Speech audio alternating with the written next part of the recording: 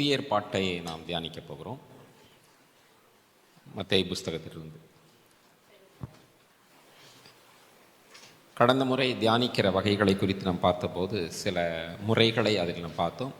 அதில் ஒரு விஷயம் அதிகாரமாக சாப்டர் வைஸ் அதை குறித்து பார்த்தோம். அதை தான் இப்போ நம்ம பார்க்க போகிறோம். மத்தேயு 1ஆம் அதிகாரத்திலிருந்து போகிறோம். ஆகவே அந்த தாற்பயம் உங்களுக்கு நாம் தியானிக்க புரிந்துவிடும். போன முறை வந்த அந்த என்ஜினியர் நினைக்கிறேன், அவர் கேட்டார் சாப்டர் வைஸ்னால் எப்படி பிரதர் அப்படின்னு கேட்டார். தியானிக்கும் போதே தெரிஞ்சிடும் சாப்டர் வைஸ் அப்படி தான் நம்ம போக போகிறோம். அதனால் வால்யூம் குறைச்சிடுங்க, எக்கோ கேட்குது, பேஸ் வச்சுக்கோங்க, நான் வால்யூம் குறைச்சிடுங்க. ஹல்லேலூயா. Okay, thank you.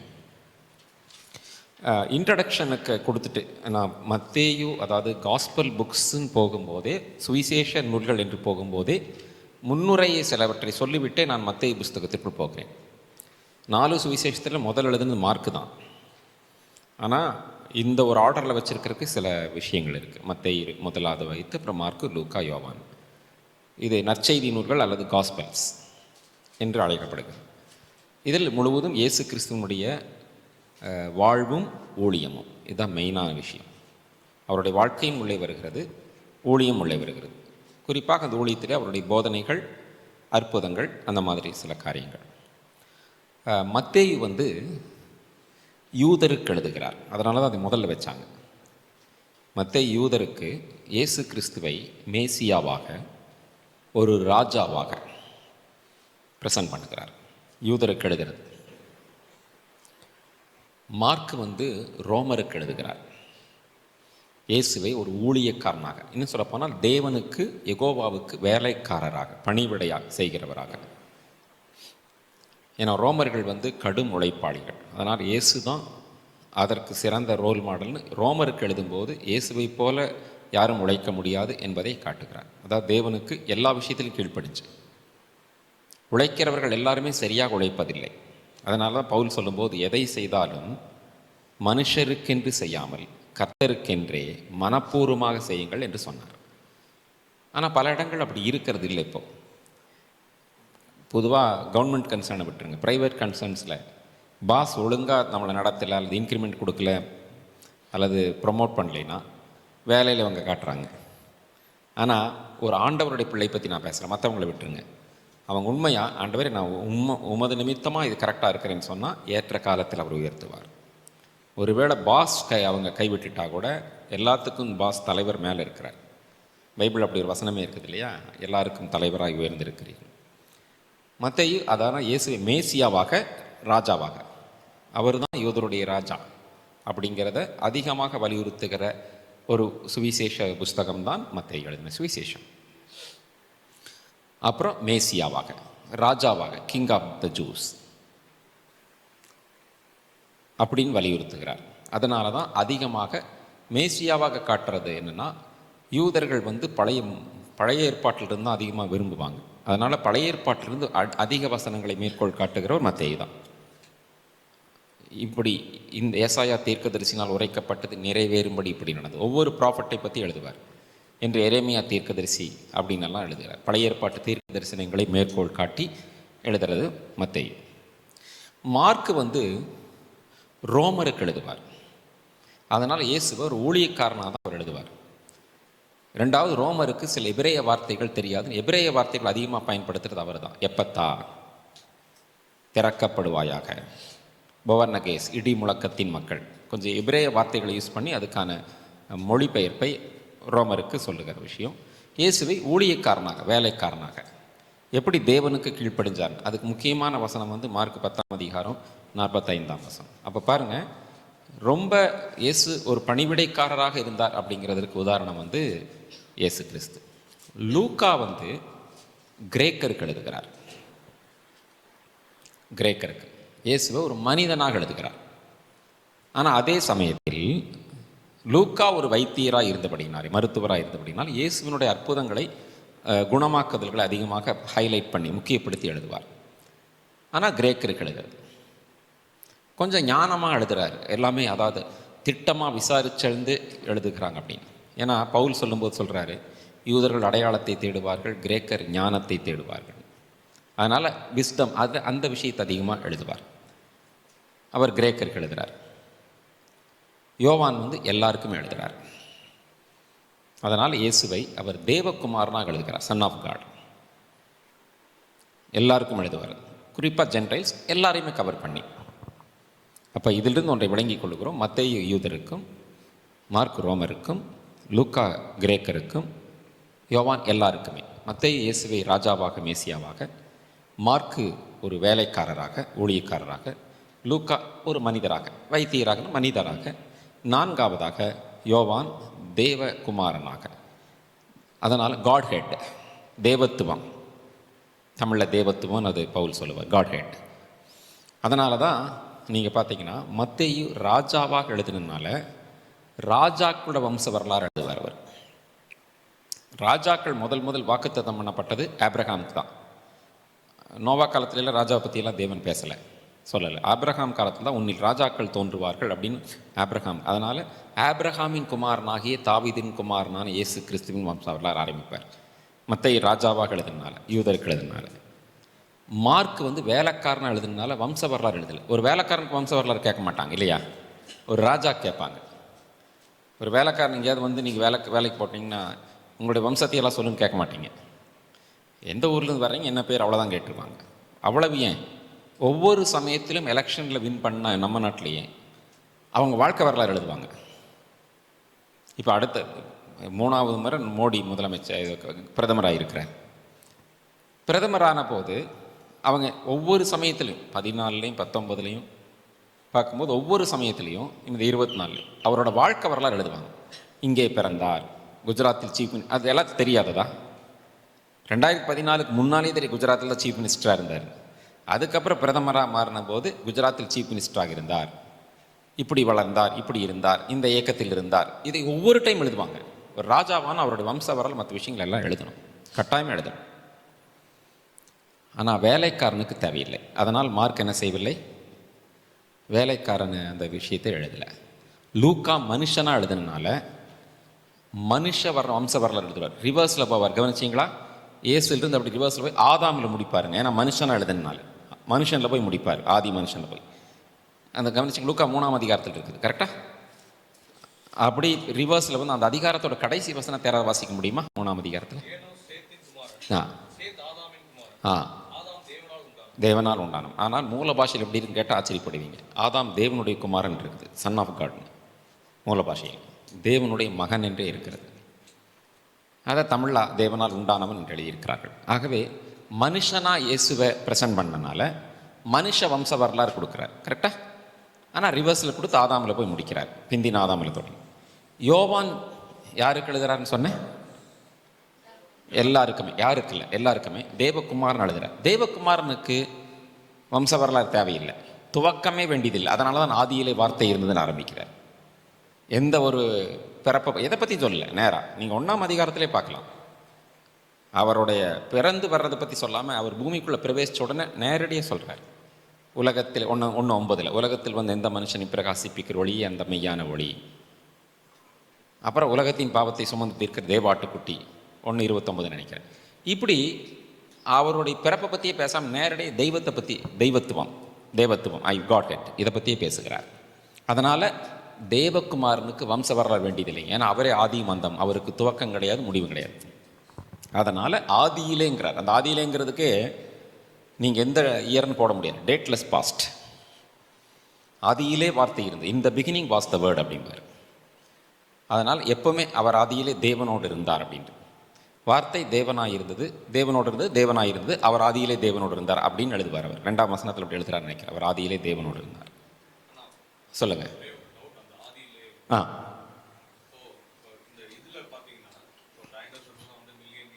யா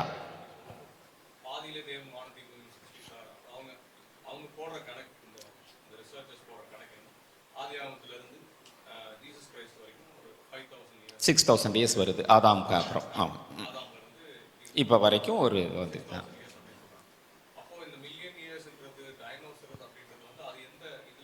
அதுக்கு நீங்கள் ஆதியாம் 1ஆம் அதிகாரம் 1ஆம் வசனத்தை 2ஆம் வசனத்தை படித்தா ஒரு விளக்கமாகும். ஆதியிலே தேவன் வானத்தையும் பூமி சிருஷ்டித்தார். 2ஆம் வசனம் பூமியானது ஒழுங்கின்மையும் வெறுமையுமாயிரும். அப்படி தேவன் சிருஷ்டிக்கவே மாட்டார். ஆரம்பிக்கும் போதே ப்ராப்பராக தான் ஆரம்பிப்பார். அவர் எதையுமே ரொம்ப இர்ரெகுலராக பண்ணிவிட்டு நான் இப்போ ஒழுங்கு பண்ண போகிறேன்ப்பா அப்படின்னு சொல்ல மாட்டார். எதையுமே செய்யும் போதே அவர் ப்ராப்பராக செஞ்சுட்டு போவார். இது எங்கே இருக்குதுன்னா, ஏசாயா, நீங்கள் கேட்டதுக்காக இதை சொல்கிறேன். ஏசாயா 45ஆம் அதிகாரம் 18ஆம் வசனத்தை வாசிங்க. ஏசாயா 45:18.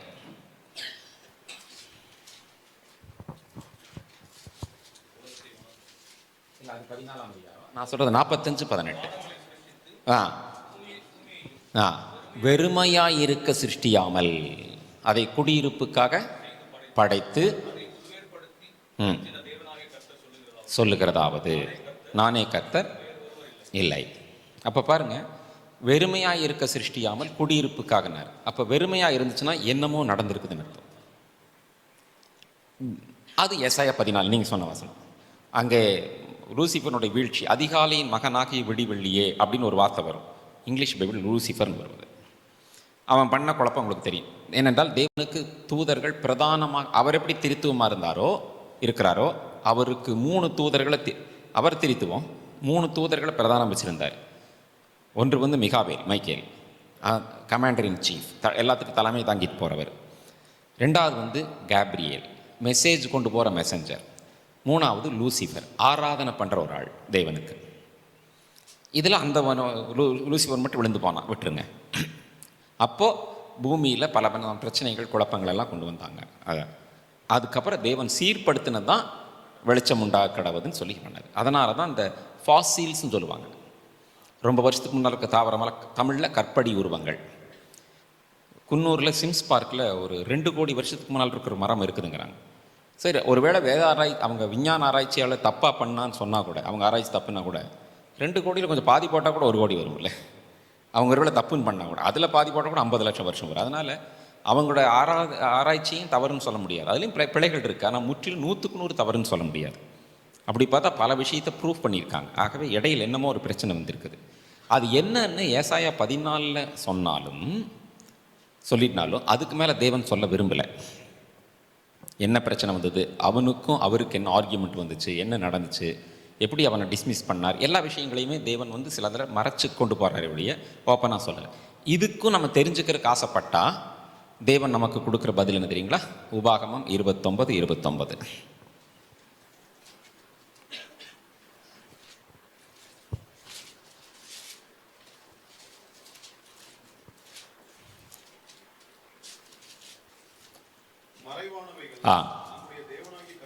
கர்த்தருக்கே உரியவைகள்.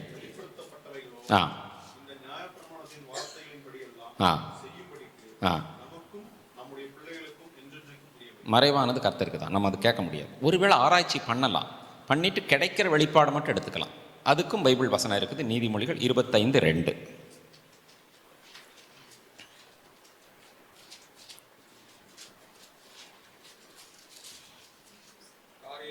காரியத்தை மறைப்பது தேவனுக்கு மேன்மை, ஆராய்வதோ ராஜாக்களுக்கு மேன்மை. வெளிப்படுத்தல் 1:6 நம்ம தான் ராஜாக்களும் ஆசாரியருமாக இருக்கிறோம் இல்லையா, அவரோட ரத்தத்தினால் கழுவி. அதனால் நம்ம ஆராய்ச்சி பண்ணுறது தப்புன்னு சொல்லலை. இந்த நிறைய கிறிஸ்தவங்க இந்த கொஸ்டின் கேட்குறாங்க, அது தவறே அல்ல. இது என்ன நடந்துச்சு பிரதர் அப்படின்னு. ஆனால் அதில் எந்த அளவுக்கு தேவன் வெளிப்படுத்துகிறாரோ அதை மாத்திரம் நம்ம எடுத்துக்கிட்டு மற்றதை தேவன் கையில் விட்டுறணும். அப்போது தேவன் என்ன தான் நமக்கு, பிரதர் ஆண்டவரே நீர் மறைபொருள்களை வெளிப்படுத்துகிற தேவன் தாமே, ஏன் இதை எங்களுக்கு சொல்லவில்லைன்னு ஒருவேளை கேட்டால் கூட அதுக்கும் பதில் வச்சிருக்காரு. நம்மளை கடிஞ்சு கொள்றதில்லை, பட் பதில் வச்சிருக்கிறார். இப்போ தான் பார்த்தோம், மறைவானவைகள் எனக்கு தான் வெளிப்படுத்தப்பட்டது. ஏன் ஆண்டவரே மறைவானவைகள் அப்படின்னு கேட்டால் ஏசாயா 48:17 சொல்கிறார். அதுக்கு 48:17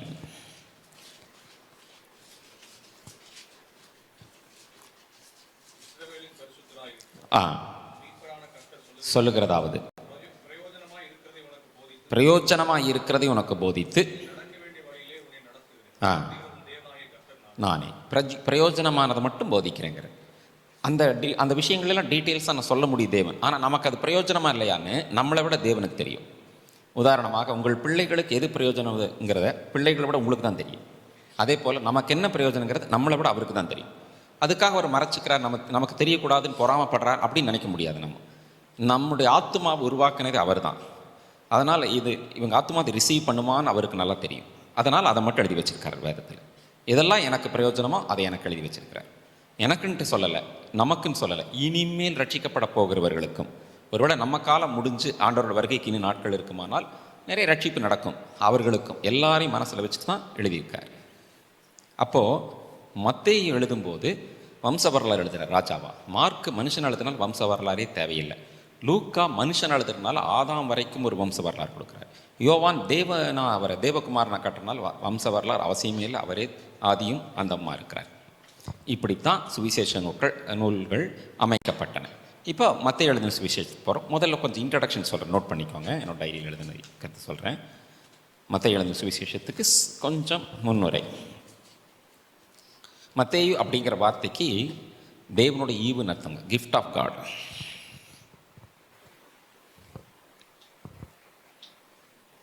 ஆனால் இந்த மத்தேயு பழைய பேர் லேவி.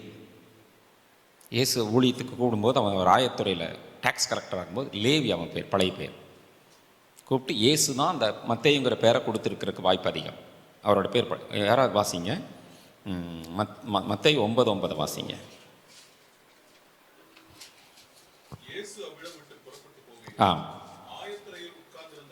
மத்தேயின்னு சொல்கிறார். ஏன்னா தன்னோட நேமை மத்தேயின் இயேசு மாற்றின பிறகு அப்படியே தன்னுடைய நூல் எழுதுறாரு. ஆனால் மார்க் 2:14 பாருங்க.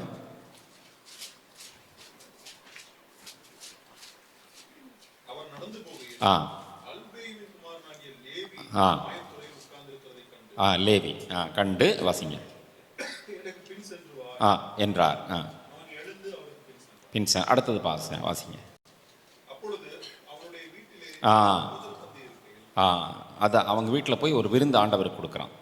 அப்படி பந்தி இருக்கும்போது எல்லாரும் முறுமுறுக்கிறாங்க, ஏன் இவர் பாவிகளோடு உட்காந்து விருந்து சாப்பிட்றாரு அப்படிங்கிறது. இது லூக்கா 5ஆம் அதிகாரத்தில் இருக்குது, 27 to 32 எழுதிக்கோங்க. அப்போ தான் இயேசு பதில் கொடுப்பார். பிணியாளிகளுக்கு வைத்தியம் வேண்டியதில் சுகமுள்ளவர்களுக்கு வேண்டியதில்லை. பொதுவாகவே யூதர்கள் ஆயக்காரர்களை, டேக்ஸ் கலெக்டர்ஸ் வெறுத்தாங்க. காரணம் என்னென்னா, அவங்க ரோமருக்கு கவர்மெண்ட்டில் ஊழியம் பண்ணிட்டு இருந்தாங்க. ஒரு யூதன் எப்படி போய் ரோமருக்கு கீழே வேலை செய்யலாங்கிற ஒரு அவங்கள பாவிகள் அப்படிங்கிற மாதிரி வச்சு, ஆயக்காரோடும் பாவிகளோடும் ஏன் போஜனம் பண்ணுறாரு இவர் அப்படின்னு கேட்கும்போது இயேசு சொன்னார், பிணியாளிகளுக்கு வைத்தியம் வேண்டியதிலும் சுகமுள்ளவர்களுக்கு வேண்டியதில்லை, பாவிகளை தான் நான் மனம் திரும்ப அழைக்க வந்தேன், நீதிமான்களை அல்ல. அப்போது அதுலேயும் ஒரு விஷயத்தை வலியுறுத்துகிறார்.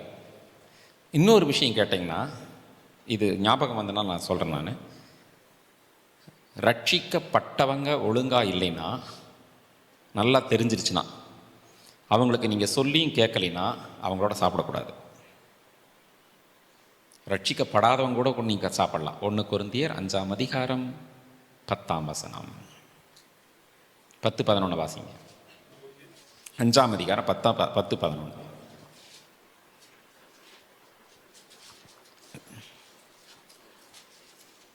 ஆனாலும் பொருளாசைக்காரர், கொள்ளைக்காரர் எவ்வளவும் கலந்திருக்கக்கூடாது என்று நான் எழுதவில்லை. அதுதான் உலகத்தில் கெட்டவங்களோட சேரக்கூடாது, உலகத்தை விட்டு நம்ம போக வேண்டியதான். நான் எழுதினது என்னவென்றால் 11 ரட்சிக்கப்பட்டவங்களுக்குள்ள வாசிங்க பிரதர் ப்ளீஸ்.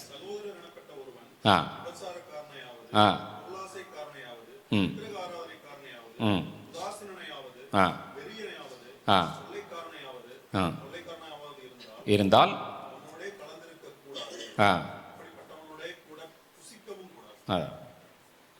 புசிப்புங்கிறது ஃபெல்லோஷிப்பை குறிக்குங்க, ஐக்கியம். புசிப்புங்கிறது ஃபாரின் போயிட்டு வந்த ஒரு பிரதர் சொன்னார், ரொம்ப வருஷத்துக்கு முன்னாடி நான் ட்ரான்ஸ்லேட் பண்ணிட்டு இருக்கும்போது சொன்னார், சில கண்ட்ரீஸில் போனால் நம்ம மெசேஜ் கொடுத்தோன்னா நார்மலாக நல்லா இருந்ததுன்னா ஹாய் அப்படின்னு போயிடுவாங்களாம், ப்ரைஸ் எல்லாம். ரொம்ப அவங்கள பிடிச்சிருச்சுன்னா நைட் வீட்டுக்கு சாப்பிட வாங்கன்னு கூப்பிடுவாங்க. ஃபெல்லோஷிப் அது. வெளிப்படுத்தல் 3:20 வாசற்படியில்னு கதவை தட்டுறேன், ஒருத்தன் சத்தத்தை கேட்டு கதவை திறந்தால் நான் உள்ளே வந்து அவனோட போஜனம் பண்ணுவேன். ஃபெல்லோஷிப்பை தான் ஏசு சொல்கிறாங்க, அவனும் என்னோட போஜனம் பண்ணுவானார். அதனால் ரட்சிக்கப்பட்டும் சரியாக ப்ராப்பராக ஒருத்தர் நம்ம சொல்லி சொல்லி கேட்கலைன்னா, வேத புரட்டனுக்கு 2 தரம் புத்தி சொன்னமே அவனை விட்டு விலகுன்று, அதுக்கப்புறம் அவங்களோட ஐக்கியம் இருக்கக்கூடாது. ஆனால் பாவிகளோட இயேசு போய் உட்காந்துட்டு இருந்தார் பாருங்க. பரிசேயரோட கண்டிச்சார், பாவிகளை மன்னிச்சார். அது ஏன்னா அவங்க நல்லவங்களாக காட்டினாங்க, ஆனால் நல்லவங்களாக இல்லை. பாவிகளாக இருந்தாங்க, பாவிகளாகவே காட்டினாங்க.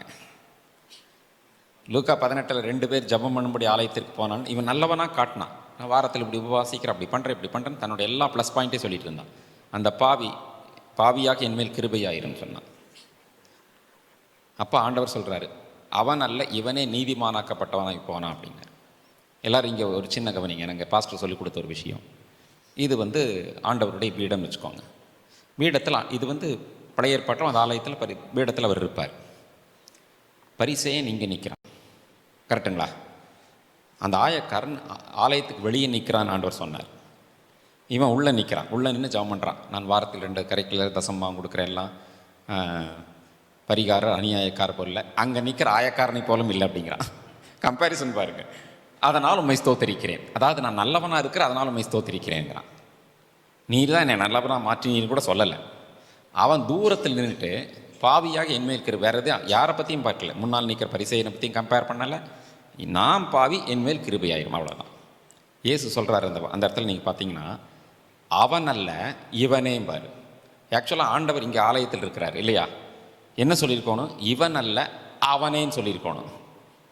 மாற்றி சொல்கிறாரு, இவனை பார்த்து அவன் அல்ல இவனேங்கிறார். யார் தாழ்மையாக இருக்கிறோம் அவங்க பக்கத்தில் ஆண்டவர் இருக்கிறாருங்க. மேட்டுமையானவனை தூரத்திலிருந்து அறிகிறார் இருக்கு. ஏசாயா 66:2 வாசிங்க.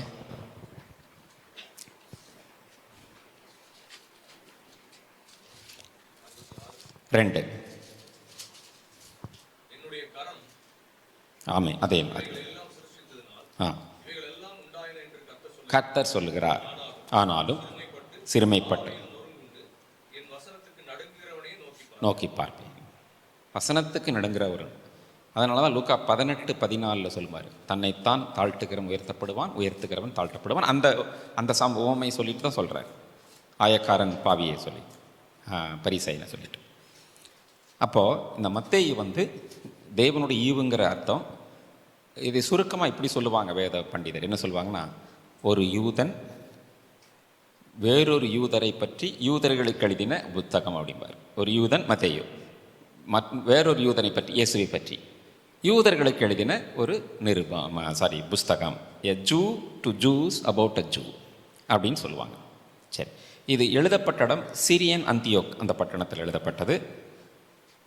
எழுதப்பட்ட காலம் கிபி 68, அப்ராக்சிமேட்டாக முன்ன பின்ன இருக்கலாம், பட் 68.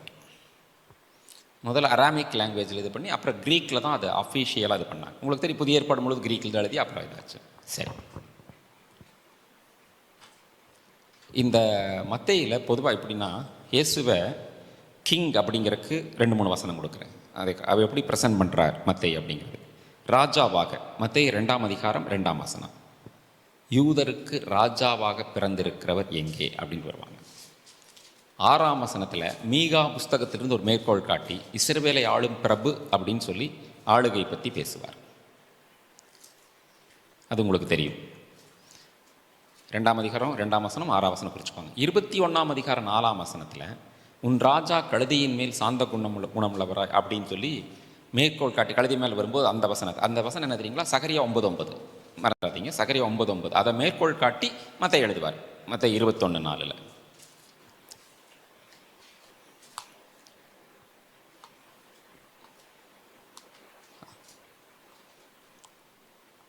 27ஆம் அதிகாரம் 37ஆம் வசனத்தை வாசிங்க.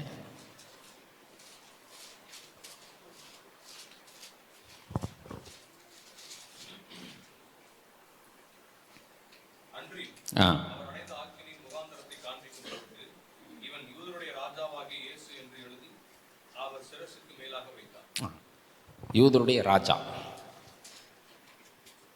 இதில் உங்களுக்கு நல்லாவே தெரியும், பிலாத்துக்கிட்ட இவங்கெல்லாம் ஆர்கியூமெண்ட் பண்ணுறாங்க. என்னங்க நீங்களும் யூதருடைய ராஜான்னு எழுதி போட்டீங்க, யூதருடைய ராஜான்னு அவன் சொல்லிக்கிட்டான்னு எழுதுங்க அப்படின்னு. பிலாத்து நான் எழுதினதே என்ன மாற்றக்கூடாது அப்படின்ட்டார். அதுதான் தேவனுடைய ஒரு கணம். யூதருடைய ராஜான்னு எழுதி போட்டாங்க. நல்லா கவனிங்க, பரியாசம் என்ற நோக்கத்தில் எழுதி போட்டாங்க. ஆனால் அது உண்மையிலேயான டிக்ளரேஷன். ஒருவேளை பரியாசம் எப்படி எழுதி போட்டிருக்கணும் என்று தன்னைத்தான் சொல்லிக்கொண்டான்னு எழுதியிருக்கணும். அப்படி எழுத விடலை பிலாத்து, ஏனென்றால் தேவன் அப்படி விடலை. அப்போ அது முக்கியமான மேசியாங்கிறதுக்கு 2 வசனம் பார்க்கலாங்க. மத்தேயு 1:23, அதாவது கிறிஸ்து, மேசியான கிறிஸ்து.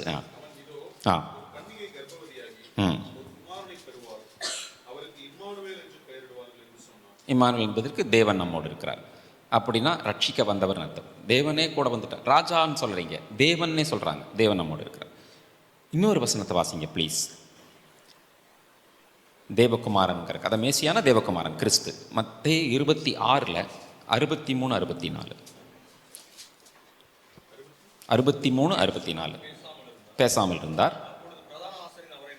ஆ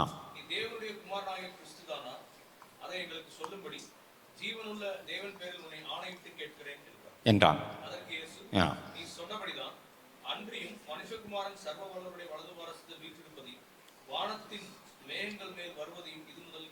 அப்படின்னு சொன்னார்.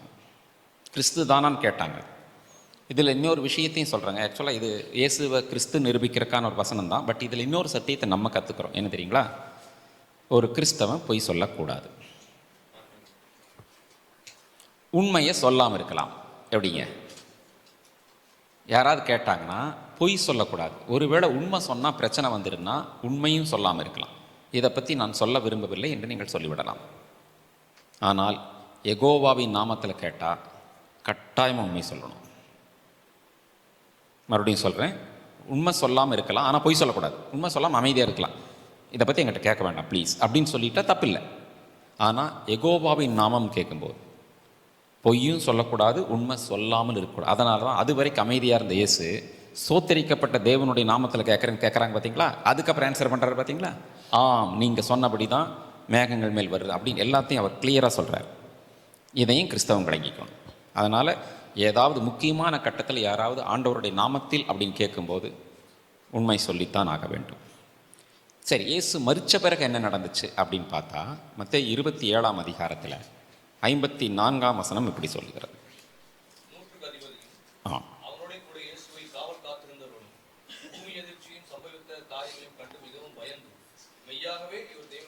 எஸ், அதாங்க, அதை ப்ரூவ் பண்ணுறக்கான வசனங்கள் தான் இது.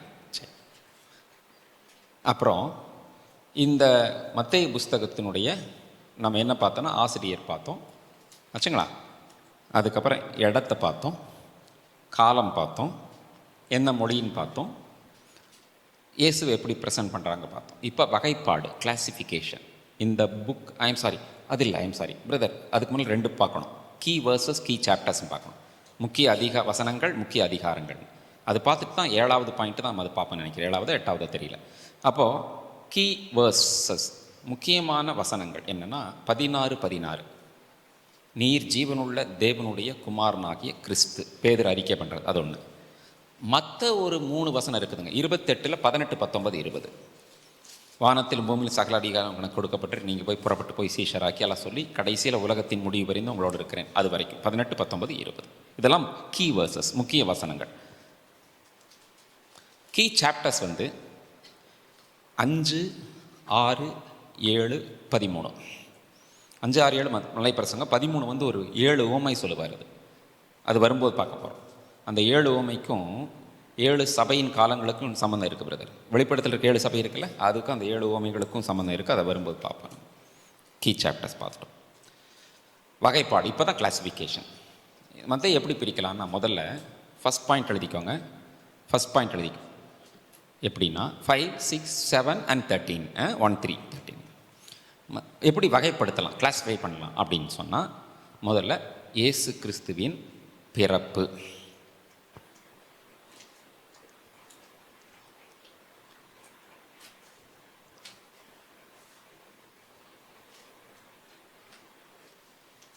மற்றும் குழந்தை பருவம் அப்படின்னு எழுதிக்கோங்க. Birth and the childhood days.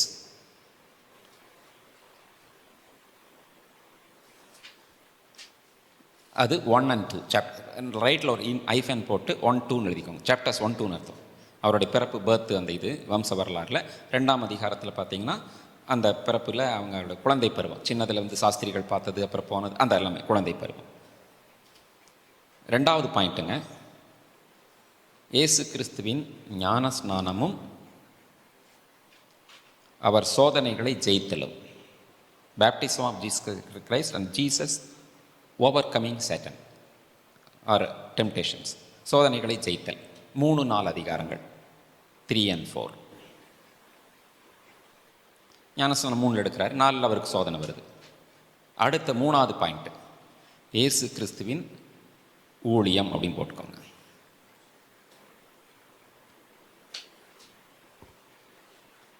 இயேசு கிறிஸ்துவின் ஊழியம் அப்படின்னு போட்டுக்கோங்க. அது 5ஆம் அதிகாரத்திலிருந்து 25ஆம் அதிகாரம் வரைக்கும் ஊழியம். அதில் எல்லாமே அடங்கும் பிரதர். டீச்சிங்ஸ், மிராக்கிள்ஸ், எல்லாமே மினிஸ்ட்ரி, அவ்வளோதான். ஒரே சிம்பிளாக அற்புதங்கள், அடையாளங்கள், அப்புறம் போதனைகள், எல்லாமே 25 வரைக்கும். அப்புறம் பாடுகள், மரணம், உயிர்த்தெழுதல் 26, 27, 28, அந்த 3. சஃபரிங்ஸ், டெத் அண்ட் ரிசரக்ஷன், இந்த 3மே அந்த 3 அதிகாரத்தில். 26 கடைசி பந்தியில் இருக்கும்போதே அவருக்கு அந்த பாடு உங்களுக்கு தெரியும். அப்புறம் கெத்செமனே வர்றாங்க, ரத்தம் சிந்துறாரு, எல்லாமே ஆரம்பிக்குது. அப்போவே அந்த வியாகுலம், அந்த இதில் பாடுகள். இப்படி மத்தேயுவை வகைப்படுத்தலாம். இப்போ நம்ம முதல் அதிகாரத்துக்கு போகலாங்க.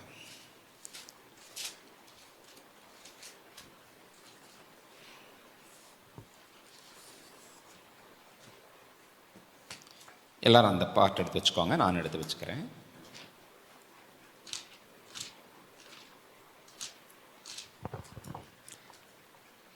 பாருங்க, முதல்ல வம்ச வரலாறுல ஆரம்பிக்குது. இதுவே இயேசுவை பற்றி ஒரு ப்ரூஃபுக்கான அடையாளம்.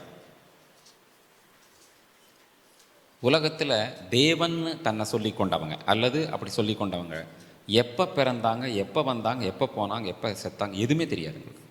ஆளாளுக்கு ஒரு லட்சக்கணக்கான வருஷத்துக்கு முன்னாடி இருந்தாங்க. எல்லாமே புறமார்க்கத்தோட தெய்வங்கள் இருக்காங்க இல்லைங்க, அவங்கெல்லாம் அந்த வீழ்ந்து போன தூதர்கள் தான். பின்னால் கதையை கட்டினாங்க பிராமின்ஸை வச்சு. அதனால் அதெல்லாம் பார்த்திங்கன்னா எத்தனையோ லட்சம் வருஷமான சொல்கிறாங்களாங்க. அதுதான் அவங்க முதலே இருந்தாங்களே தேவனோட தூதர்களை. அப்போ இருந்து விழுந்து போனது. அதுக்கப்புறம் அதெல்லாம் நமக்கு எப்போன்னு தெரியாது. அதனால் இவர் ஒருத்தர் தான் கிளியராக. நீங்கள் பார்த்தீங்கன்னா எந்த ஒரு தலைவருக்குமே பார்த்தீங்கன்னா சரி தேவன் தன்னை கிளைம் பண்ணிக்கிறேன் யாருக்குமே ப்ராப்பரான ஹிஸ்ட்ரி இருக்காது.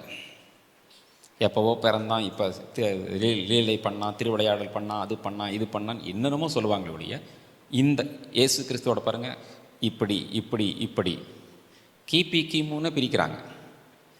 இதை பல வருஷமாக எல்லோரும் பிரசங்கம் பண்ணி சரித்திரத்தை 2ஆக பிரித்தவர் அப்படின்னு ஒன்று சாத்தா அதுலேயும் ஒன்று பண்ணான். உலகம் முழுது எல்லா இடத்துலையும் கிட்டத்தட்ட பொது சமுதாய ஆண்டு அதற்கு முன் பின் மாற்றிட்டாங்க. CE BCE. இப்போது தமிழ்நாட்டில் இருக்கிற தமிழ்நாடு டெக்ஸ்ட் புக் சொசைட்டியில் இது போட்டிருக்கிறாங்க, கிமு கிபின்னு போடாமல் பொது ஆண்டு. இங்கிலீஷில் பிசிஇ, பிஃபோர் காமன் இரா, அப்புறம் சிஇ. நான் அதை பற்றி எங்கள் டீமில் சொல்லும்போது எது கவலைப்படாதீங்க, அவன் அப்படி சொன்னாலும் நம்ம இப்படி சொல்லலாம், பிஃபோர் கிரைஸ்ட் சீரான்னு எழுப்போம் பிசிஇ, நம்ம அப்படி எடுத்துக்கலாம். அவன் என்னமோ பண்ணி போட்டு அது யூதரின் ராஜா இயேசுன்னு எழுதி வச்ச மாதிரி இவன் அறியாமே பிசிஇன்னு எழுதி வச்சிருக்கான். சிஇனா கிரைஸ்ட் சேரா, கிறிஸ்துவின் சகாப்தம், கிறிஸ்துவின் சகாப்தம்னு நம்ம சொல்லலாம். இது எங்கே மேட்டர் சொன்ன வச்சுக்கோங்க, அதையும் மாற்றுவானுங்க. இது சொல்ல வச்சுக்கோங்க, உலக பரவுச்சுன்னா அதையும் மாற்றுவாங்க. மாற்றினாலும் தேவன் விட போகிறதில்லை. ஏங்க இதை மாற்றுறதுனால இயேசு கிறிஸ்து தேவகுமாரங்கிறதுல மாறி இருப்பாரா? அவர் என்றைக்குமே அப்படி தான். இவங்க ஒன்று தப்பாக தேவனை தூஷிக்கிறதுனால தேவன் அப்படி மாற போகிறதில்ல. அவர் என்னன்னைக்கு மாறாதவர். இப்படியெல்லாம் கிறிஸ்துவுக்கு விரோதமாக நிறைய வருதுங்க. நீங்கள் பார்த்தீங்கன்னா யூடியூப்பில் இயேசுவை சிங்குலரில் பேசுகிறாங்க நிறைய பேர். அவன் இவன் பேசுகிறாங்க. அவரோட பிறப்பை பற்றி மோசமாக பேசுகிறாங்க. அவர் காலத்திலே பேசுனாங்க, இப்போ பேசாமே இருப்பாங்க. எதை பற்றியும் தேவன் கவலைப்படுறதே இல்லைங்க. அவருக்கு முக்கியமே ஜனங்கள் ரட்சிக்கப்படணுங்கிறது தான். அந்த பர்பஸில் தான் இருக்கிறார் அவர். அதனால தான் இயேசு இந்த பூமியில் ஜீவித்த போது தூஷணங்களை எல்லாம் பொறுத்துட்டார். அவர் பைத்தியக்காரனாங்க, வேசிக்கு பிறந்த என்னென்னமோ சொன்னாங்க, எப்பவுமே பாவிக்கு ஃப்ரெண்ட்ஸுன்னாங்க. அதை பற்றிலாம் அவர் கவலையப்படலை. ஆகவே இதில் வம்ச வரலாறு அவருக்கு ப்ரூஃப் கொடுக்கறக்கான ஒரு விஷயம். அதுக்கப்புறம் பாருங்கள், அவருடைய பிறப்பின் விவரத்தை பற்றி பேசுகிறார். என்ன பேசுகிறாருன்னா, இந்த மாதிரி நியமிக்கப்பட்டாங்க. ஆனால் கூடி வர்றதுக்கு முன்னாலே, மேரேஜ் பண்ணுறதுக்கு முன்னாலே அந்த அம்மா கர்ப்பவதி ஆனாங்க அப்படின்னு. யோசேப்பு நல்ல ஒரு மனுஷன். பாவம் ஏதோ தப்பு பண்ண அப்படி நினைக்கிறாரு. முதல்ல தப்பு பண்ண நம்ம பப்ளிக்காக அவமானப்படுத்த வேண்டாம், இதை பேசாமல் முறிச்சுக்கலாம் அந்த ஒப்பந்தத்தை அப்படின்னு நினச்சார். ஆனால் தேவன் சொப்பனத்தில் தூதனை அனுப்பி நீ நினைக்கிற மாதிரி கிடையாது, அவன் நல்லவன் தான், ஆனால் மிஸ் அண்டர்ஸ்டாண்ட் பண்ணிட்டான், இது விசேஷமான ஒரு விஷயம், நீ சேர்த்துக்கிட்டு தான் ஆகணும் அப்படிங்கும்போது சேர்த்துக்கொண்டான் இருக்குது. அது ஐயப்படாது, அது பரிசுத்தாவினால் உண்டானது. நீ நினைக்கிற மாதிரி கிடையாது யோசேப்பு. அவர் அது பாருங்கள், அந்த சொப்பனம் தான் பிரதர் அது. ஆனால் அவன் புரிஞ்சிருச்சு பார்த்தீங்களா, சொப்பனம்னாலும் கரெக்டாக தேவன் பேசுகிற அதுதாங்க. அவன் உண்மையான ஒரு நீதிமான் மாத்திரம் இல்லை பிரதர், ஒழுங்காக தேவனுடைய வசனத்தை பின்பற்றினவன், பழைய ஏற்பாட்டு நியாயப்பிரமாணம். அதனால் அவனுக்கு கேட்ச் பண்ணிட்டு ஈஸியாக நம்ம ஒய்ஃபுக்கு வந்தது பரிசுத்தாவி, அது பரிசுத்தமான பிறப்பு, நம்ம ஏற்றுக்கணும் தான். அதுதாங்க அந்த மேட்ச். சொப்பனமே வந்தாலும் பிரதர் தேவன் தந்ததா இல்லையா நம்ம பிரித்து பார்க்கணும். நிறைய பேத்துக்கு தெரிகிறது, எங்கிட்டே கேட்பாங்க, இப்படி ஒரு சொப்பனம் வந்தது பாஸ்டர், இதுக்கு அர்த்தம் என்ன அப்படின்னு. எனக்கு முடிஞ்சால் சொல்லுவேன், இல்லைன்னா ஜெபம் பண்ணி பார்க்குறேன் அப்படின்ட்டுருவேன். ஏன்னா சில சமயங்கள் நம்ம தப்பாக கொடுத்துடக்கூடாது. அதுக்காக சொப்பனனால் அப்படின்னு வச்சுக்குவாங்க. எல்லா சொப்பனங்களுமே உண்மையானவைகள் அல்ல, அதையும் நம்ம தெரிஞ்சுக்கணுங்க. அநேக சொப்பனங்கள் மாயையாக இருக்கிறதுன்னு சாலமன் சொல்லுவார். தொல்லையின் திரட்சியினால் சொப்பனம் பிறக்கும். சொப்பனத்தை எல்லாம் உண்மையை நினைக்க முடியாது. பவுல் சொல்லும்போது அப்போஸ்தலர்ல மக்கதோனியா பட்டணத்தை அவர் வந்து எங்களுக்கு உதவி செய்யும் கேட்ட மாதிரி இருந்துச்சு. உடனே புரிஞ்சுக்கிட்டார், காஸ்பல் சொல்லணும்னு உடனே போனாங்க. அது கரெக்டான அண்டர்ஸ்டாண்டிங். சொப்பனத்தை கரெக்டாக புரிஞ்சுக்கணும். இப்போ கல்யாணமானவங்களுக்கே கல்யாணமாகிற மாதிரி கனவு, அதுக்காக ரெண்டாவது கல்யாணம் பண்ணுற தேவ சித்தன்னு எடுத்துக்க முடியுமா? நிறைய கல்யாணம் ரெகுலர் அட்டன் பண்ணுறனால வரவேனே இது. சொப்பனத்தை எல்லாம் இன்றைக்கி ரியலாக எடுத்தால் லைஃப் அவ்வளோதான். ஆனால் இவர் கரெக்டாக புரிஞ்சுட்டார் யோசேப்பு. ஆமாம், மரியாள் வந்து பரிசுத்தாவியானவர் தான் இது பண்ணியிருக்காரு. புரிஞ்சுட்டு சரின்னு சொல்லி சேர்த்துக்கிட்டதா. அங்கே வந்து அவருக்கு 2 நேமோட முக்கியத்துவம் வருதுங்க சிஸ்டர். ஒன்று வந்து இயேசு, அது வந்து என்ன தெரியுங்களா, யோசுவா இருக்கு பார்த்தீங்களா பிரதர், அதுதான் இயேசு. எகோஷுவா, எகோவா என்றால் இருக்கிறவராக இருக்கிறவர், எகோஷுவார்னா இருக்கிறவராக இருக்கிற ரட்சகர் அப்படின்னு அர்த்தம். அதனால தான் அவர் தமது ஜனங்களின் பாவங்களை நீக்கி அவர்களை ரட்சிப்பார். மத்தேயு 1:21. 23 மறுபடியும் ஏசாயாவோட இதை எழுதுகிறார். என்ன எழுதுகிறாருன்னா, இதோ ஒரு கன்னிகை கற்பவதியாக ஒரு குமாரனை பெறுவாள், அவருக்கு இம்மானுவேல் என்று பெயரிடுவார்கள். இம்மானுவேல் என்பதற்கு தேவன் நம்மோடு இருக்கிறார் என்ற அர்த்தம். அதே மாதிரி முதற் பேரான குமாரனை பெருமளவும் அவளை அறியாதிருந்து, அதாவது அவளோடு எந்தவித குடும்ப வாழ்க்கை நடத்தாமல் இருந்து அதை பெற்றெடுத்தவுடன் இயேசு என்று பெயரிட்டதாக அந்த அதிகாரம் முடியும். இதில் இன்னொரு சத்தியத்தையும் சொல்லிட்டு 2க்கு போகிறேன். எனக்கு 2ஆம் அதிகாரத்தை தான் மட்டும்தான் நம்ம அதிகமாக பார்க்க போகிறோம். இதில் இன்னொரு சத்தியம் இருக்குது சிஸ்டர். என்னன்னா, இது எங்கே இருக்குது தெரியுங்களா? இந்த இம்மானுவேல்ங்கிறது ஏசாயா 7:14 இருக்குதுங்க. இதோ ஒரு கன்னிகை கற்பவதியாக ஒரு குமாரனை பெறுவாள், அவருக்கு இம்மானுவேல் என்று பெயரிடுவாள் அப்படின்னு இருக்குதுங்க. அப்போ பாருங்கள், அதில் ஆக்சுவலாக ஒரு விஷயம் நடக்கும். அடையாளம் கேட்க சொல்லி தேவன் கேட்பார். அவள் அடையாளம் சொல்லாமா, ஆகாஷ் வந்து அடையாளத்தையெல்லாம் கேட்க மாட்டேம்மா. கர்த்தர் சொன்னால் கேட்கணுங்க, ஆனால் கேட்க மாட்டேம்மா. கர்த்தரே உங்களுக்கு அடையாளத்தை கொடுப்பார், ஒரு கன்னிகை கற்பவதியாகி ஒரு குமாரனை பெறுவாள், இம்மானுவேல் என்று பெயரிடுவாள். இங்கே இன்னொரு சத்தியம் இருக்குதுங்க சிஸ்டர் பிரதர். என்னன்னா, அழகாக தேவன் சொல்லிட்டார். சாத்தானுக்கு அந்த வசனம் தெரியுமா தெரியாதா? தெரியும். ஏன்னா ஏசாயா ஓப்பனாக எழுதி வச்சுட்டாரு. சாத்தான் அதை படித்து பார்த்துருக்கலாம், அல்லது யாராவது படிக்கும்போது கேட்டிருக்கலாம். அவன் அங்கேயும் சுற்றிட்டு வரவன் தான். ஆண்டவர் அழகாக செய்கிறாருங்க. அதாவது இன்னும் சொல்லப்போனால் எல்லாத்தையும் நேர்மையாகவே சாத்தானி முட்டாளாக்குகிறார். ரூல்ஸுக்கு மாறி இல்லை. அவன் என்ன பண்ணான் தெரியுங்களா? கன்னிகை கற்பவதியாகி குமாரனை பெறுவாள்னா நம்மளை தோக்கடிக்கிறதுக்கு வர்றது அவராக தான் இருக்குது. அவரை முடிக்கணும் அப்படின்ட்டு எங்கேயும் தேடிட்டு வந்திருப்பாங்க பிரதர். இதை நீங்கள் டவுட் இருந்தால் கேளுங்க, இல்லைன்னு முடிஞ்சோன்னா கூட கேளுங்க. தேடிட்டே வந்திருப்பா. எங்கேயாவது கன்னிகை கற்பவதியாக இருந்தால் அவளை ஏதாவது பண்ணணும் அப்படின்னு. தேவன் அதையும் தாண்டி கிரியை செய்ய முடியும். ஆனால் பிரமாணத்தின்படி தான் தேவனும் போகிறார். கேஷுவல். அவர் நினச்சா குழந்தை ஒருவேளை மரியாதை தாக்க வந்து மரியாதை அப்படியே வானத்தில் தூக்கி தேவன் நிறுத்திடலாம் நினச்சா. தேவனால் எல்லாம் கூடும். ஆனால் அவரே பிரமாணத்துக்கு உட்பட்டு தான் போகிறாருங்க. அவர் என்னென்ன பிரமாணம் இயற்கையில் வச்சு எல்லாத்துக்கும் தேவைப்பட்டாதான் தேவன் பிரமாணத்தை மாறி செய்கிறார். தண்ணி மேல் நடந்த மாதிரி. அது கூட இயேசு தான் வந்து தண்ணி மேல் நடக்கிறன்னு பெரும் பாராட்டுறக்காக பண்ணலை. அங்கே சீஷர்கள் கஷ்டப்பட்டு படகுல போயிட்டு இருந்தா அவங்கள என்கரேஜ் பண்ணுறக்காக. தண்டு வலிக்கிற மார்க் 6:48. தண்டு வலிக்கிறதுல வருத்தப்பட்டனால போய் அங்கே 4ஆம் ஜாமத்தில் கடல் நடந்து வந்தார். தான் கடல் மேல் நடக்கிற பெருமை பாராட்டுறக்காக இல்லை. அதனால் இயற்கை ஒன்றும் இல்லைங்க. செங்கடலை பிரித்தவர் பூமிக்கு வந்தபோது படகுல தான் போனார். அவர் என்ன சொல்லியிருக்கலாம்? பேதர், நான்லாம் முதல்ல செங்கடல் பிரிச்சிருக்கிறேன், நீங்களாம் படகுல வாங்க, பிரித்து வரேன்னு சொல்லியிருக்கலாம். தனக்காக அவர் எதையும் செய்யவில்லை. நல்லா கவனிங்க. Jesus Christ did not use the power or the gift of God for his benefit. அவருடைய பெனிஃபிட்டுக்காக செய்யவில்லை. அவர் இங்கே பாருங்க, அவர் பசியாக இருக்கும்போது கல் அப்பமாக மாற்றலை. ஆனால் ஜனங்கள் பசியாக இருக்கும்போது 5 அப்ப 5000 பேர் கொடுத்தாருங்க. தேவன் கொடுத்த பவரை தனக்கு சுயநலமாக பயன்படுத்தவே இல்லை எங்கேயுமே. அந்த கடல் மேல் நடந்தது கூட அவருக்காக இல்லை, அந்த சீஷர்களுக்காக தான் வந்தார். இப்போ தேவன் எப்பவும் பிரமாணத்தின்படி தான் இருப்பார். தேடிட்டே வந்திருப்பான் பிரதர். கர்த்தர் அதுக்கு முன்னால் தூதன் அனுப்பி யோசேப்பு நீ சேர்த்திக்கணும். சேர்த்தன பேர் ஹஸ்பண்ட் ஒய்ஃபாக உட்காந்துட்டு இருக்கிறாங்க. இவன் தேடிட்டு வந்தால் எங்கேயும் கண்ணியை காணும். எல்லாருமே ஃபேமிலியாக இருக்கிறாங்க. அவனால் முடியல. இதுதாங்க தேவனை ஏமாத்தோன்னு சாத்தான் நினச்சாலே அவன் ஏமாந்துருவான். நம்மனா தேவனை ஏமாற்றவே முடியாது. நிறைய பேர் தேவனை ஏமாத்துறாங்கன்னு நினைக்கிறாங்க. தேவனை சில பேர் எப்பவுமே ஃபூல் பண்ணலாங்க, சில பேர் எப்போவாது ஃபூல் பண்ணலாம். தேவனை ஒரு காலம் பண்ண முடியாது. அதனால தான் யாக்கோபு 1:22 உங்களை நீங்கள் வஞ்சியாதபடிக்கு, தேவனை இல்லை, திருவசனத்தை கேட்கிறலாய் மாத்திரமல்ல செய்கிறலாய், உங்களை நீங்கள்ங்கிறார். தேவனை யாருமே ஏமாற்ற முடியாதுங்கிற யாக்கோபு சொல்கிறார். சாத்தானும் முடியாது. அவர் கூலாக யோசேப்பை கூப்பிட்டு சேர்த்திக்கொண்டார். சேர்த்தனவர் ஃபேமிலியாக உட்காந்துட்டாங்க. கண்ணி எங்கேயும் காணும். எல்லாருமே ஃபேமிலியாக இருக்கிறாங்க. அவ்வளோதான். பிறந்த பிறகும் பிரச்சனை வந்துச்சு. சாஸ்திரிகள் வந்துட்டு போன பிறகு பிரச்சனை வந்துச்சு. அதுலேயும் தேவன் எல்லாமே நேச்சராகவே போனேன். ஏன் அவர் மறைச்சி வைக்க முடியாதா? ஈஜிப்டுக்கு அழகாக கொண்டு போகிறார். நான் 2023 இஸ்ரேல் போயிருந்தேன். முதல்ல ஈஜிப்ட் தான் போய் இறங்கணும். ஃபஸ்ட்டு கெய்ரோவில் முதல்ல போய் அந்த இயேசு கிறிஸ்து மறைச்சி வைக்கப்பட்ட அந்த ஆலயத்துக்கு தான் கூட்டிகிட்டு போனாங்க. குழந்தையாக இருக்கும்போது மரியாளும் யோசேப்பும் அது ரொம்ப சேஃப்டியாக அங்கே வச்சுருந்தாங்க. அதை பார்த்தோம் நாங்கள். கீழே ஒரு படிமாற இறங்கி போகுது, அங்கே தான் பதுக்கி வச்சுருந்தாங்க அப்படின்னு சொன்னாங்க. ஓகே. ஆக கன்னிகை கற்பவதியாக, எங்கேயுமே கன்னிகை கற்பவதியாகலை. யோசேப்போட ஒய்ஃப் தான் கற்பவதியாக இருக்கிறா. அதனால் இந்த குழந்தை இல்லை. தேவன் ஒரே கல்ல 2 மாங்க அடிப்பாருங்க. ஒன்று, ஏன்னா தனியாக இருந்து குழந்தை பெற்றா அதுவும் ஆபத்து. நியாயப்பிரமாணத்தின்படி தேவனோட பிரமாணம் தான். ஆனால் இது பரிசுத்தமாக பிறந்தும் தேவனை யோசேப்புக்கு சொன்னால் போதும், ஊர் முழுது ப்ரூவ் பண்ணோன்ட்டு இல்லை. அது பின்னால் இன்னைக்கு தெரிஞ்சிச்சு நமக்கு எல்லாத்துக்கும். அவங்க ஹஸ்பண்டுக்கு ப்ரூவ் பண்ணால் போதும் சொல்லிட்டார். உடனே அவனும் கேட்டுக்கிட்டான்.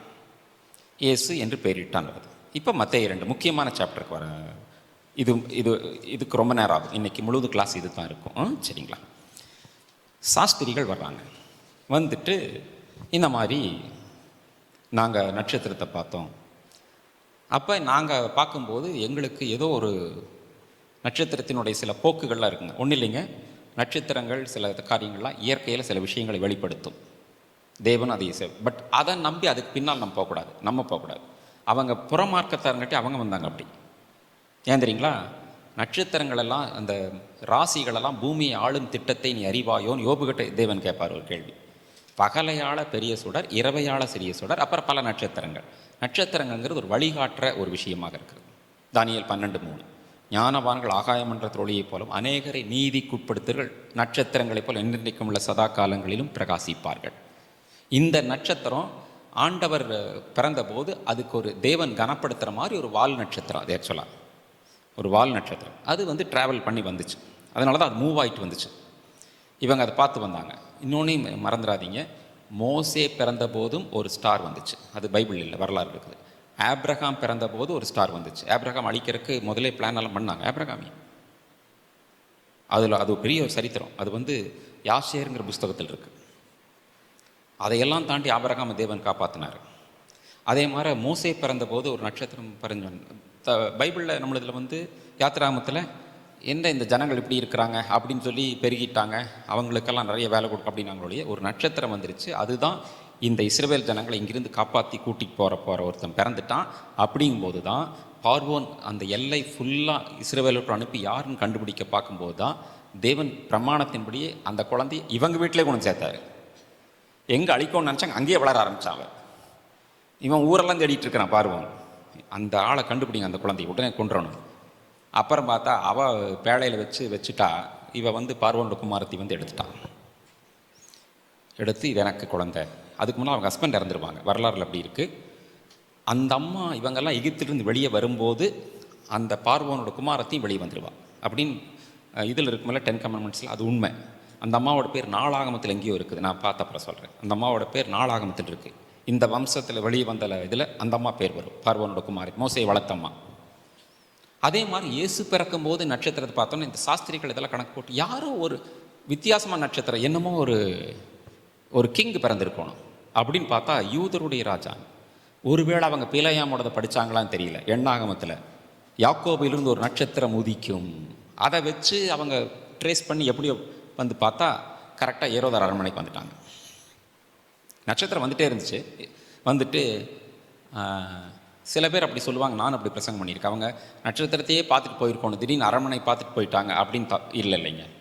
ஒரு சிட்டிக்குள்ளே என்ட்ரு ஆகும்போது அங்கே உட்காந்துட்டு இருக்கிறவங்க அந்த டோல்கேட்டில் எதுக்கு வந்தீங்கன்னு கேட்டு முதல்ல ராஜா கிட்ட கொண்டு போவாங்க. பெரிய சாஸ்திரிகள் எல்லாம் அப்படி தான் கொண்டு போனாங்க. அவங்க கிங்காக கூட இருக்கலாம்.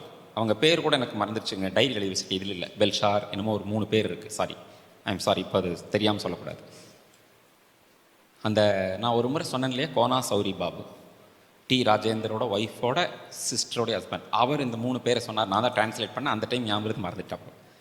அப்போ இவங்க வந்து கேட்குறாங்க. கேட்கும்போது ஏரோதுக்கு ஒரே கலக்கமாயிடுச்சு. அவனுக்கு என்ன கலக்கம்னா, யூதரை நம்ம தான் ஆண்டுட்டு இருக்கிறோம், எப்படி இன்னொரு ராஜா இங்கே வர்றாரு, அதனால் நீங்கள் போய் பார்த்துட்டு வாங்க, நான் அப்புறம் வந்து வணங்கிக்கிறேன். அப்போ தான் மீகா 5ஆம் அதிகாரத்தில் 2ஆம் வசனத்தை அவங்க படிக்கிறாங்க. அங்கே படிக்க பாருங்கள். 8ஆம் வசனத்தில், யூதாவின் பிரபுக்களின் நீ சிறியதல்ல, என் ஜனமாக்கி அப்படிங்கிற அந்த 6ஆம் வசனம் இருக்கும் பாருங்க, பார்த்தீங்களா பிரதர்? மத்தேயு 2:6 வந்து ஆ ஆ ஆ ம் அது வந்து அந்த தீர்க்கதரிசி மீகா 5:2ன்னு குறிச்சுக்கோங்க, 5:2. சரி, திட்டமாய் விசாரித்து நீங்கள் போய் பிள்ளையை வணங்கிட்டு வாங்க, நானும் வந்து வணங்கிக்கிறேன்னு சொல்லி ஒரு மாய்மாலமாக ஒன்று சொல்கிறான். அவங்களுக்கே தெரியாமல் சரின்ட்டு போகிறாங்க. அப்புறம் தான் தேவன் அவங்களே நடத்துகிறார். இவங்க போய் மரியாளையும் அவங்க பிள்ளைய அந்த வீட்டுக்குள்ளே பிரவேசிக்கிறாங்க. நல்லா கவனிங்க, குடில் இல்லை, மாட்டு தொழுவத்தில் இல்லை, வீட்டுக்குள். ஏன்னா கிட்டத்தட்ட இயேசுவுக்கு அப்போ 2 வயசுக்குள்ளே இருக்கலாம். ஏரோது 2 வயசுக்குட்பட்ட ஆண் பிள்ளைகளை கொலை செய்கிறான் விசாரித்து. கொஞ்ச நாள் தான் அந்த குடிசையில் இருந்திருப்பாங்க, ஐ மீன் அந்த மாட்டு தொழுவத்தில் இருந்திருப்பாங்க. அப்புறம் வந்துட்டாங்க திருப்பி. வந்து என்ன செஞ்சாங்க, ஒரு வீடு அங்கே பார்த்துருந்துருப்பாங்க. அந்த வீட்டுக்குள் பிரவேசித்துன்னு இருக்குதுங்க. இங்கே பார்த்தீங்கன்னா இந்த குடில் கிறிஸ்மஸ்க்கு வைப்பாங்க இல்லைங்க, அதில் எல்லாம் சாஸ்திரிகள் எல்லாத்தையும் வச்சுருப்பாங்க. அந்த மேய்ப்பர்களை வச்சுருப்பாங்க, சாஸ்திரிகளை வச்சுருப்பாங்க, எல்லாத்தையும் வச்சுருப்பாங்க. அப்போ அவங்க வீட்டில் இருக்கிற ஃபோட்டோவில் வச்சுருப்பாங்க, இவங்களும் இருக்கிற மாதிரி குடும்ப ஃபோட்டோ. நம்மளும் ஆண்டவரை பார்க்குறேன்னு அப்பவும் திருப்தி வராது. சச்சின் டெண்டுல்கர் ஃபோட்டோவில் வச்சுருப்பாங்க. இப்படியெல்லாம் இருக்குதுங்க, நான் பார்த்துருக்குறேன். இனியாது இது ஆத்ம பாரமா, அவன் ரட்சிக்கப்படுனா, எல்லாமே தப்பு. வீட்டுக்குள் பிரவேசித்து அந்த நட்சத்திரத்தை பார்த்துட்டே வந்தாங்க. திருப்பி அந்த வீட்டுக்கு மேலே வந்து நின்றுச்சது. பிரவேசித்து பிள்ளையும் அதன் தாயாகி மரியாளையும் கண்டு சாஷ்டாங்கமாய் விழுந்து, நம்ம மத்தேயு 2:11 வாசிக்கிறேன். இதில் முக்கியமான ரெஃபரன்ஸ் இருக்குது பிரதர், கேத்தலிக்கு நீங்கள் இதை ஆன்சர் பண்ணலாம். சாஷ்டாங்கமாய் விழுந்து அதை பணிந்து கொண்டு, எல்லோரும் கவனிச்சிங்கன்னு நினைக்கிறேன்.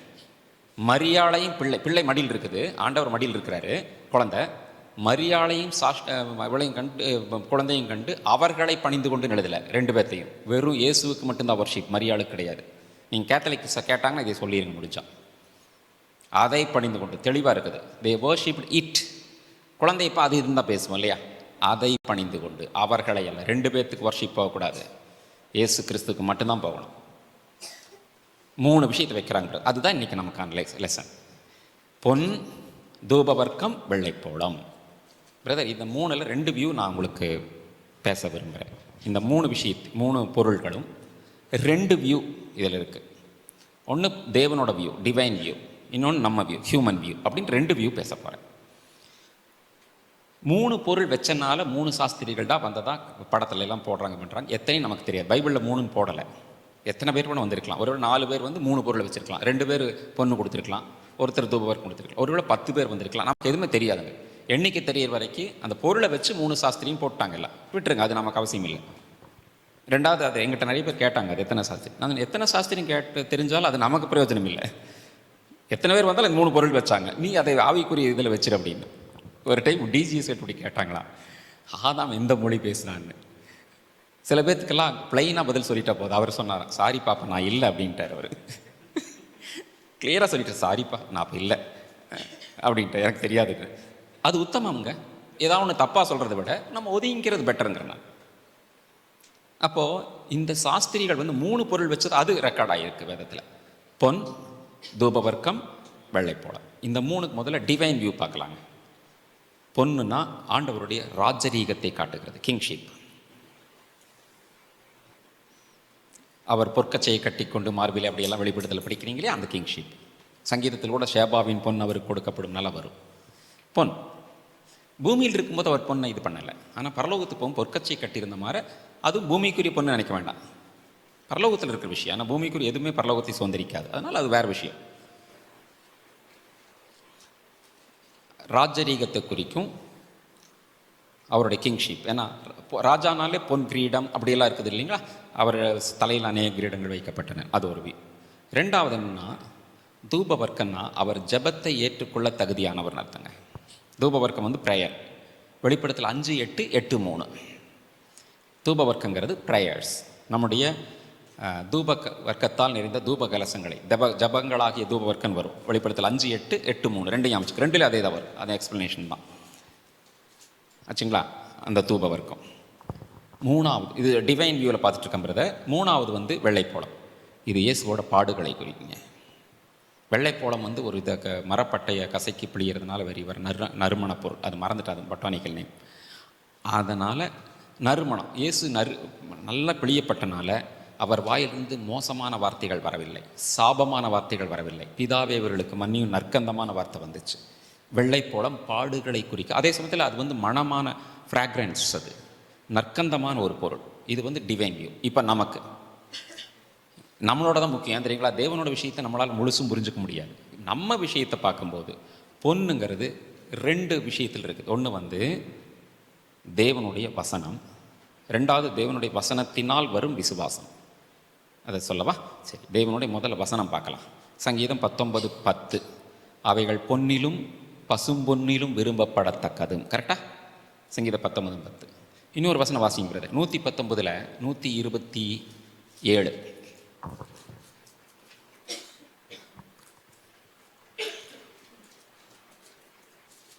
119, 127.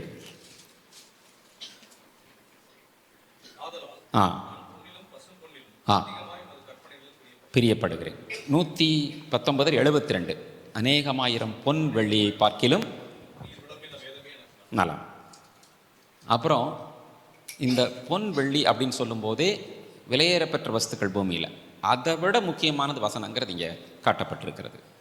அப்போ பொண்ணுங்கிறது வசனத்தை காட்டும். இன்னொன்றுங்க, வசனத்தினால் வரும் விசுவாசம். எப்படி நீங்கள் கேட்கலாம்? ரோமர் 10:17, விசுவாசம் கேள்வியினால் வரும், கேள்வி தேவனுடைய வசனத்தினால் வரும். வசனத்தினால் வர்ற விசுவாசத்தையும் பொண்ணுக்கு சமமாக ஒப்பிட்டுருக்காருங்க. எப்படி தெரியுங்களா? 1 பேதுரு 1:7, அழிந்து போகிற பொன் அக்கினினால் சோதிக்கப்படும், அதிக பார்க்கிலும் அதிக விலையேறப்பெற்றதாக இருக்கிற உங்கள் விசுவாசம் சோதிக்கப்பட்டு இயேசு கிறிஸ்து வெளிப்படும் போது உங்களுக்கு புகழ்ச்சியும் கனமும் மகிமையும் உண்டாக காணப்படும். அப்போ விசுவாசமும் பொன்னுக்கு சமம். பொன் எப்படி புடமிடப்படுகிறதோ அக்கினினால் சோதிக்கப்படும். புடமிடப்படுறதுங்க, அது பர்ஜ்.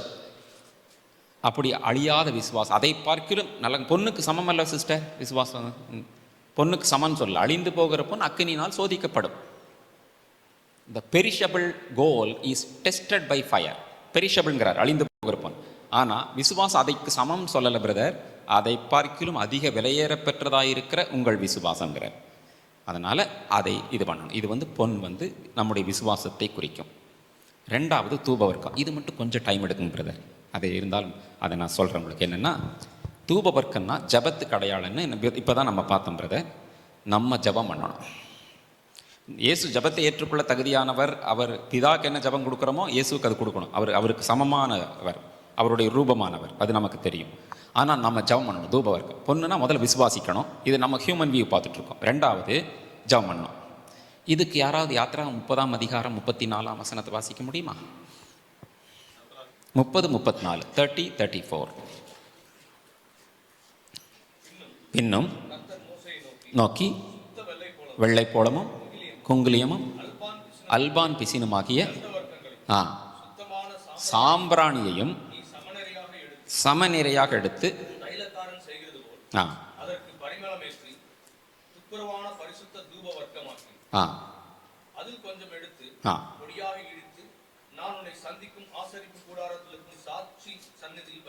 இது ஜபம் வருது. தொடர்ந்து வாசிங்க பிரதர் ப்ளீஸ். இருக்க கடவுது உங்களுக்காக செய்து கொள்ளலாகாது. இது கர்த்தருக்குனே. வாசிங்க.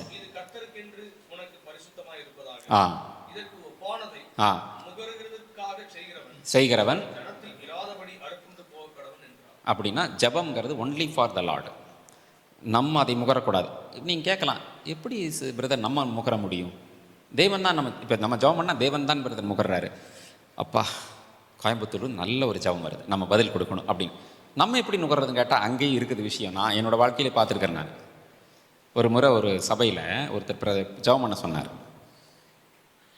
ஜபம் பண்ண சொன்னோன்னே அவர் ஜபம் பண்ணி முடிச்சுட்டு கடைசியில் பக்கத்தில் இருக்க ஆளை பார்த்து கேட்குறாருங்க, என்ன தெரியுங்களா என் ஜபம் எப்படி இருந்துச்சு? இதுதான் நுகர்றது. தேவன் நுகராமல் இவரே நம்ம ஜபம் அழகாக ஏங்க தேவன்கிட்ட ஈஸியாக பேசினா போதுங்க. ஒன்று சில புதுசாக வரவங்க நிறைய ஜெபம் பண்ண தெரியாது, என்கிட்ட கேட்பாங்க. அப்பா பிதாவின்னு கூப்பிடுங்க, இயேசுவின் நாமத்தில் வரேன்னு சொல்லுங்கள், உங்களுடைய வேணுங்கிறத பச்சை தமிழ்லேயே சொல்லுங்கள். தேவன் அப்படி ஒன்றும் இது பண்ண மாட்டார். எனக்கு இது வேணும் ஆண்டவர், இப்படிலாம் இருக்கிறேன், இப்படிலாம் எனக்கு வேணும், என்னை பரிசுத்தமாக உங்கள் இஷ்டத்தை சொல்லுங்கள். வானாதி வானங்களும் அப்படியெல்லாம் சொல்ல வேண்டாம், போர் அடிக்காதா தேவனுக்கு? கொஞ்சம் சீப்பிளாக பேசுங்க தேவன்கிட்ட. ஈஸியாக கூப்பிடுங்க, ஆண்டவர் அப்பா பிதாவே இயேசுவின் நாமத்தில் வர, முடிஞ்சுது. நான் தனக்காக நுகரக்கூடாது. அதுதான் சொல்கிறாரு. நம்ம ஜபம் நல்லா ஆயிடுச்சு. இன்றைக்கி ஃபாஸ்டிங் ப்ரேயரில் ஜப குறிப்பு கொடுத்தா சில பேர் ஜபம் பண்ணிவிட்டு அவங்கள விட நான் கரெக்டாக பண்ணிட்டேன், அவங்கள விட நான் அழகாக இன்றைக்கி ஜபம், இது தப்புங்க. அதுதான் அந்த பரிசேய நாயக்காரமாக கதையாயிரு. கடைசியில் பெருமைப்பட்டான், தனக்காக நுகரக்கூடாது. இதில் இருக்கிற 4 விஷயத்தை சொல்கிறேன் பிரதர். வெள்ளைப்போளங்கிறது விண்ணப்பம், சப்ளிகேஷன். ஒரு கசைக்கு பிழியறனால் வரதுன்னு சொன்ன பார்த்தீங்களா? ரொம்ப கசைக்கு பிழிஞ்சா என்ன வரும் தெரியுங்களா? நல்லா வரும். ஆனால் விண்ணப்பனம் என்ன புரியுதா? கட்டாயப்படுத்த முடியாது. கரெக்டாக விண்ணப்பனம் நீங்கள் தேவன்கிட்ட கம்பல் பண்ண முடியாது. ஒரு அப்ளிகேஷன் ஃபார்ம் போடுறீங்க இல்லையா, இங்கிலீஷில் இது சப்ளிகேஷன். ஓகே, அப்ளிகேஷன் ஃபார்ம் போடுறீங்களா விண்ணப்ப பாரு ஒரு வேலைக்கு, நீங்கள் கட்டாயப்படுத்த மாட்டீங்களே, ப்ளீஸ் கைண்ட்லி அப்படியெல்லாம் நம்ம என்ன செய்வோம், எனக்கு இந்த வேலையை கொடுங்க அப்படின்னு எழுதுவோம். 2வது, விண்ணப்பத்தில் ஒரு பொருத்தனை பண்ணணும். 1 சாமுவேல் 1:11 அன்னாள் ஜெபம் பண்ணுறா, எனக்கு ஒரு ஆண் பிள்ளையை கொடுத்தால் அதை உமக்கே திருப்பி தரேன்னா. அப்படின்னா அது ஒரு உறுதிமொழி வேணும். உங்களுக்கு நல்லா தெரியும், எல்லாம் வேலை பார்த்தவங்க தான். கீழே அப்ளிகேஷனில் இந்த வேலை எனக்கு கொடுத்தால் என்னால் முடிந்தளவு பாடுபடுவேன், if I am given this job I assure you that I will do my best அப்படின்னீங்க. அப்படின்னு ஒரு உறுதிமொழி கொடுத்து சைன் பண்ணுவீங்க. அதே தாங்க தேவன்கிட்டையும், எனக்கு ஒரு குழந்தை கொடுத்தா உமக்கே திருப்பி தரேன். அதுக்கப்புறம் அவள் இப்படி கேட்கல பிரதர், தேவன் அதுக்கப்புறம் 5 குழந்தைகளை கொடுத்தாரு. நான் என்ற குழந்தை உமக்கே திருப்பி கொடுத்துட்டேன், எனக்கு 5 குழந்தை தரோன்னு அவன் மிரட்டல, தேவன் கொடுத்துட்டா. ஆனால் தேவன் ஆசீர்வாதமாக நினைக்கிறது வேண்டுகோள் அதிகமாகவே அந்த மலடிங்கிற பேரை நீக்கிறது மாத்திரமில்லை, 5 பிள்ளைகளையும் கொடுத்தாரு. அப்போது விண்ணப்பம், சப்ளிகேஷன், கம்பல் பண்ணக்கூடாது. இதில் தேவனை இந்த இடத்துல கம்பல் பண்ணக்கூடாது. ஆண்டவரே தயவு செய்து தாரும் ஆண்டவரே, கரெக்டுங்களா? இது 2வது குங்கிலியம் இல்லை பிரதர், குங்கில ஸ்டாக்டை அப்படின்னு சொல்லுவாங்க. அது ஒரு விதமான தாவரத்தை உண்டு வாழ்கிற ஒரு ஆமை நினைக்கிறேன். அதனோட ஓட்டிலிருந்து ஓட்டை எடுத்து உடச்சி செய்கிறது நினைக்கிறேன், மேபி. நல்லா கவனிங்க, அது உறுதியாக இருக்கணும். இங்கே தேவனை கம்பல் பண்ணலாம் கொஞ்சம், ஆனால் உடச்சதை செய்கிறனால, உடச்சி பொடியாக்குறதுனால உறுதியாக இருக்கணும் பிரதர். ஆனால் உடைந்த உள்ளத்தோடு ஜெபம் பண்ணணும். பெருமையாக தேவன்கிட்ட ஜெபம் பண்ணக்கூடாது, தேவன்கிட்டையெல்லாம் டிக்டேட் பண்ணக்கூடாது. எனக்கு தயவு செஞ்சு தாங்க ஆண்டவரே, நான் உங்களை விடவே நீ என்னை ஆசீர்வதித்தால் ஒழிய அதுதாங்க ஆதியாகமம் 32:26. ஒரு முறை ஒரு பாஸ்டர், அவங்க பையன், சின்ன பையன், இப்போ வளர்ந்து அவரும் பாஸ்டர் ஆகிட்டார். சின்ன பையன் ஐஸ்கிரீம் வேணும்னு கேட்டே இருந்தான். இவரே சொன்னார் அந்த உதாரணத்தை. கடைசியில் ஒரு அடி கொடுத்தாருப்பாங்க, உருண்டு விழுந்து அழுது எனக்கு வாங்கி தந்து தான் ஆகணும் அப்படின்னா அவர் ஆடி போயிட்டார். உடனே ஓடி போய் வாங்கி பண்ணிட்டார். அதுதான் அனுப்புங்க. நீர் என்னை ஆசீர்வதித்தாரோடய போக விடவே மாட்டேங்கும் போது தேவனே அங்கே ரொம்ப கூல் ஆகிட்டார். அப்படியா, ஆசீர்வதிக்கிறேன். உறுதியாக கேட்கணும். ஆனால் ஏன்னா அங்கே ஆசீர்வாதத்தை போக விட மாட்டேன்னு சொன்னது இதில் பிரதர், ஓசியா 12:4 இருக்கிறது. ஆதியாகமம் 32 அவரோட சண்டை போட்டான்னு நம்ம நினைக்கிறோம். ஓசியா 12:4 அழுது அவரை நோக்கி கெஞ்சினான் இருக்குங்க. காலை பிடிச்சி கெஞ்சினதாக ஓசியால் இருக்குது. அது யாக்கோபு. நம்ம உடனே தேவன்கிட்ட சண்டை போடணும்னு அர்த்தம் அல்ல, காலை பிடிச்சி கெஞ்சி வாங்கினான். இது ஜபம் கொஞ்சம் கட்டாயப்படுத்தலாம் தேவனை. கட்டாயம்னா வசனத்துக்கு உட்பட்டு தான் பிரதர். 1 யோவான் 5:14 தேவ சித்தப்படி தான் கேட்கணும். 3வது அல்பான் பீசினா பிரதர், அது ஒரு நறுமண பொருள், அது கெடாமல் இருக்கிறதுக்கு போடுறது. அதுக்கு அல்பான் பீசின் அப்படிங்கிறது என்னென்னா கேல்பனம் நினைக்கிற ஆங்கிலத்தில். அது வேண்டுதல், இன்டர்செஷன். இன்டர்செஷன் அப்படின்னு என்ன தெரிஞ்சுக்கலாம் பிரதர், ஒரு தீமையிலிருந்து தேவன் காப்பாற்றுறதுக்கு நம்மகிட்ட இது பண்ணுறது. அது யோவான் 17:15 இயேசு ஜெபிப்பார், நீர் அவர்களை உலகத்திலிருந்து எடுத்துக்கொள்ளும்படி நான் வேண்டிக் கொள்ளாமல் தீமை நின்று காக்கும்படி வேண்டிக் கொள்கிறேன் பிரதர். இதை கேத்தலிக்கில் மன்றாட்டு ஜபம்பாங்க, இன்டர்செஷன். நம்மளில் வேண்டுதல்னு சொல்லுவோம் இன்டர்செஷன். கடைசியில் சாம்பிராணி, ஃப்ராங்கின்சென்ஸ், அது ஸ்தோத்திரம், தேங்க்ஸ் கிவிங். இப்போ எல்லோரும் கொஞ்சம் ஈஸியாக ஞாபகம் வச்சுக்கிறோன்னு சொல்லட்டுமா? முதல்ல சப்ளிகேஷன் பிரதர், எஸ். 2வது ப்ரேயர், பி. 3வது இன்டர்செஷன், ஐ. 4வது தேங்க்ஸ் கிவிங், டி. திருப்பி பார்த்தீங்கன்னா டிப்ஸ், ஈஸியாக ஞாபகம் வச்சுக்கோங்க. பின்னால் இருந்து போனால் thanksgiving, intercession, prayer, supplication, S. ஒன்று சொல்லி நான் வர்றேன். என்னென்னா இயேசுவோட ஜபத்தில் அது இருந்ததுங்க. கர்த்தர் ஜபம் சொல்லி கொடுத்தார் இல்லையா, மத்தேயு 6:9-13. பரமண்டலங்களுக்கு எங்கள் பிதாவே உம்முடைய நாமம் பரிசுத்தப்படுவதாக. இங்கே கட்டாயப்படுத்துகிறாங்களா ரிக்வஸ்டா பிரதர்? ரிக்வஸ்ட் படுவதாக. லெட் இட் பி, தாழ்மையா. உம்முடைய ராஜ்யம் வருவதாக. Let it come. லெட்டு தான், லெட்டுனாலே ரிக்வஸ்ட் தான். பரமண்டலத்திலே உம்முடைய சித்தம் செய்யப்படுவது போல பூமியிலேயும் செய்யப்படுவதாக. அதுவும் இதெல்லாம் சப்ளிகேஷன். எஸ், இயேசு சொல்லிக் கொடுத்துல நான் இருக்குங்க.